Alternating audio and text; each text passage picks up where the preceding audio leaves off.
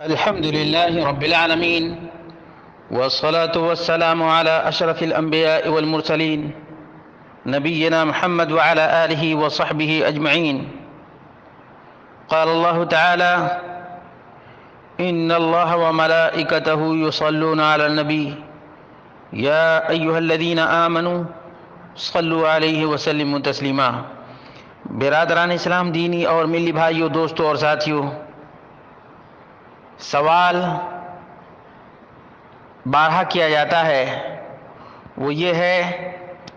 کہ حنفی مذہب میں صاف طور سے لکھا ہوا ہے کہ اگر کوئی شخص مغرب کی نماز میں، عصر کی نماز میں، عشاء کی نماز میں یا ظہر کی نماز میں تشہد اول میں یا قاعدہ اولا میں تحیات کے ساتھ درود پڑھ لیتا ہے تو اس کے اوپر سجدہ سہو لازم ہے. تو کیا یہ بات درست ہے؟ یقیناً یہ بات بالکل ہی ناروا اور ناجائز ہے. احناف کی کتاب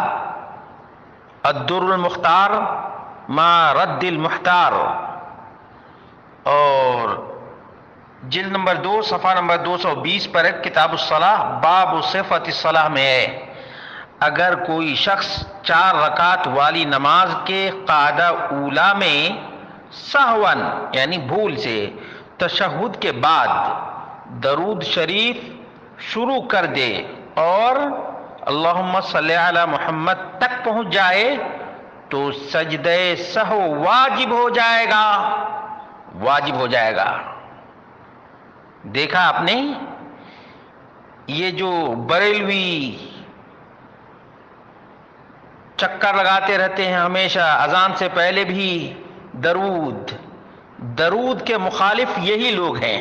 ان کی کتاب کا حوالہ ہے، کئی کتابوں کے حوالے دیے جا سکتے ہیں،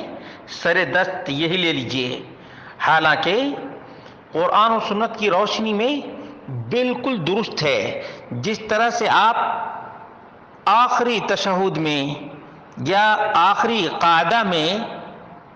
تحیات اور درود پڑھتے ہیں، اسی طرح سے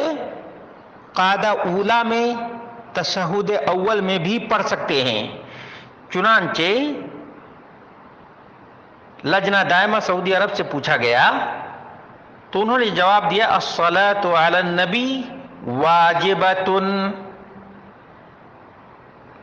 عقب التشہد فی الرکعۃ الاخیرہ من کل صلاۃ، اما الرکعۃ الثانیہ من الصلاۃ الثلاثیہ او الرباعیہ فیسن الصلاۃ علی النبی صلی اللہ علیہ وسلم بعد الشہادتین لعموم الحدیث الآمرہ بالصلاۃ علی النبی صلی اللہ علیہ وسلم. عموم حدیث سے بالکل ہی ثابت ہے کہ قاعدہ اولا میں بھی تحیات کے بعد درود پڑھ سکتے ہیں. اسی طرح سے کہتے ہیں یستحب الاتیان بالصلاۃ علی النبی بعد التشہد الاول، قاعدہ اولا کے بعد، قاعدہ اولا ہی میں تشہد کے بعد، تشہد اول میں تحیات کے بعد مستحب ہے نبی کریم صلی اللہ علیہ وسلم پہ درود بھیجنا.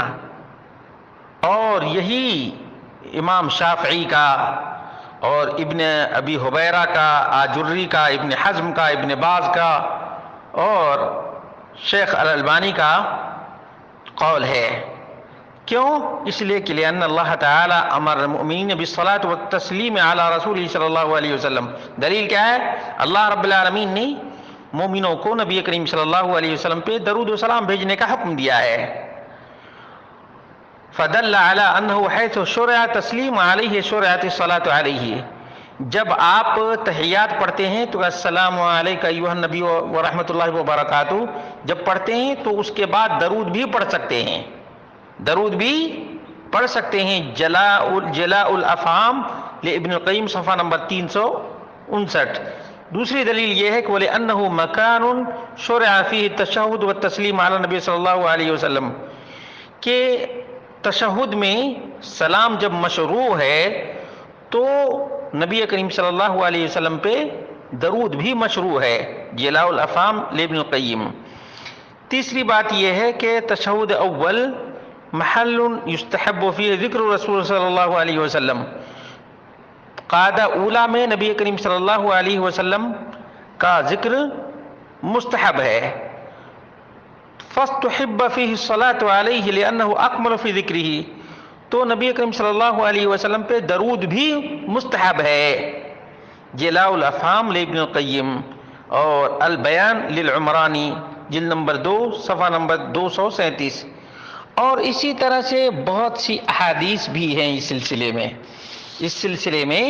کہ قاعدہ اولا میں یا تشہد اول میں تحیات کے بعد درود بھی پڑھ سکتے ہیں۔ یہ سجدہ سہو اپنی طرف سے بنایا گیا فقہ کا مسئلہ ہے، حنفی فقہ کا مسئلہ ہے، یہ یاد رکھے گا، جو دلائل کی روشنی میں بالکل ہی غلط ہے۔ چنانچہ نبی مکرم صلی اللہ علیہ وسلم سے ام المومنین عائشہ رضی اللہ تعالی عنہا نقل کرتی ہیں، اور مستخرج ابی عوانہ جلد نمبر 1 صفحہ نمبر 551 پر ہے اور حدیث نمبر 2060 ہے، کہتی ہیں کہ اللہ کے رسول صلی اللہ علیہ وسلم 9 رکعت پڑھا کرتے تھے، 9 رکعت رات کی نماز میں، لا یجلس فیہن الا عند الثامنہ، 8ویں رکعت میں بیٹھ جایا کرتے تھے، فیدعو ربہ، تو دعا کرتے یعنی تحیات پڑھتے تھے، ویصلی علی نبیہ، اور نبی مکرم صلی اللہ علیہ وسلم خود بھی اپنے اوپر درود بھیجتے تھے، ثم ینہض ولا یسلم، اور پھر کھڑے ہو جاتے تھے اور سلام نہیں پھیرتے تھے، پھر ایک رکعت، ثم یصلی التاسعہ،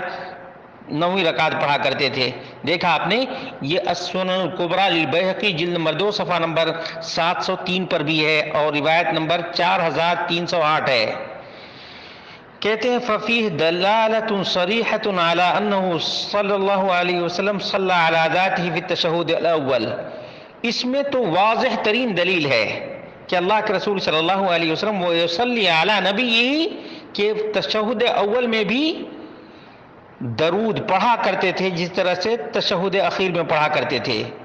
اس لیے میرے بھائیوں یہ بات یاد رکھیں۔ اسی طرح سے کعب بن عجرہ کا بیان ہے کہ صحابہ نے عرض کیا اللہ کے رسول امرتنا ان نصلی علیک وان نسلم علیک، آپ نے ہمیں درود پڑھنے کا اور سلام پڑھنے کا حکم دیا ہے، فاما السلام فقد عرفناہ، تو سلام تو ہمیں معلوم ہو گیا کیونکہ ہم جب تحیات پڑھتے ہیں تو السلام علیکہ ایھا النبی ورحمۃ اللہ وبرکاتہ جان گئے، فکیف نصلی علیک، تو درود کیسے پڑھیں؟ قال قولوا اللہم صلی علی محمد، اللہ کے رسول صلی اللہ علیہ وسلم نے کیا سکھایا کہ سلام جب جان گئے تو درود بھی جان لو،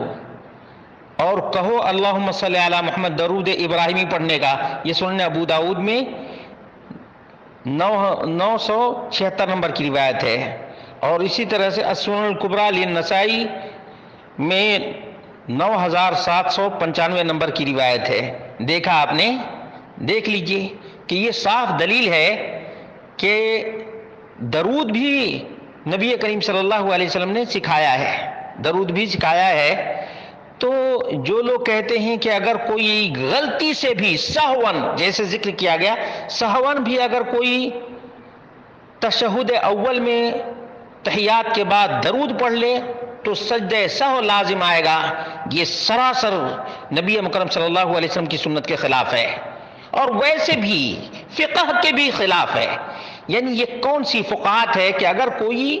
درود پڑھ لے، درود سے ان کو کیا الرجی ہے بتائیے، درود پڑھ لے تو سجدہ سہو لازم آ جائے گا۔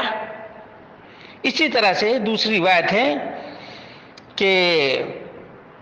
اللہ کے رسول صلی اللہ علیہ وسلم سے سوال کیا گیا